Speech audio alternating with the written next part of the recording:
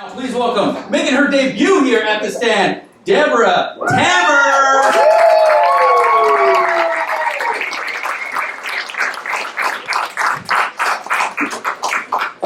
So I'm English. Didn't know that would get a laugh, but it did. But I love living in New York. I mean, you've got things here which we just don't have in England. For example, the other day I was trying a dress on and I came out of the dressing room and another customer comes up to me and says, "It doesn't suit you!"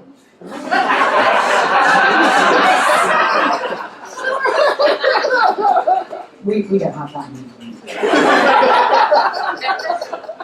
I got into a yellow cab the other day and the taxi driver heard my voice and he said, "Where are you from? You sound British." I'm like, yeah, I am. I'm British. "You destroyed my country!" "Oh, what country was that?" "I'm really sorry." "Palestine." And I'm thinking, wait till he finds out I'm a Jew. We then go on to have quite a nice conversation. I find out his name's Mohammed. He tells me the Brits screwed up his country. And then he says, "You know who are the worst?" I'm thinking, oh shit, here it's coming. He's like, "The worst are the Jews!" And I'm thinking, I am never going to make my facial. He then says, "Tell me, what is your name?" So I said, "It's Debra." He's like, "Oh, Debra, it's a very nice name." And then I'm suddenly filled with confidence and I say, "Well, actually my full name is Debra 𝐬𝐤𝐿𝐤, which is both Hebrew and Yiddish." He says, "Let's just stick to Debra." So my mother still lives in England, which means we have a very strong texting relationship. She hasn't quite got the hang of it yet, though. You know, the whole sort of brevity thing seems to be eluding her. I'm just going to share with you some of the shit I have. Right, here we are.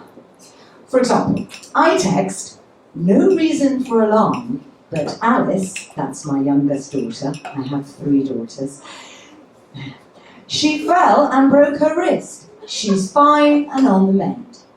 She replies, "I'm so grateful for your advice not to be alarmed.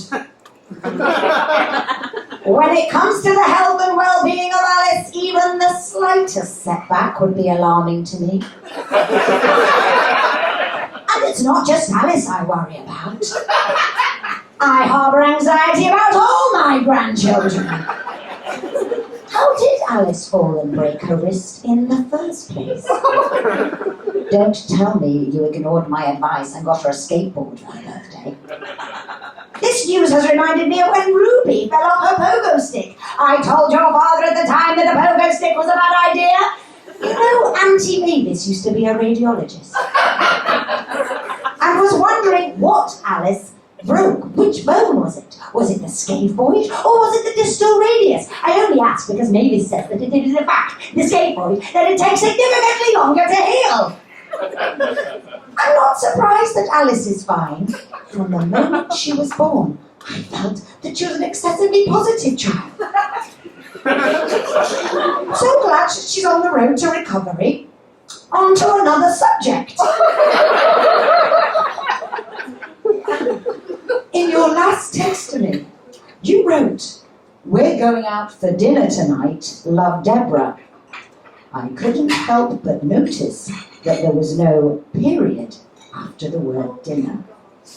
I know. I've noticed this is the case in your texts more often than not. I only mention this because I know you share my great respect for proper punctuation. All my love, Mum.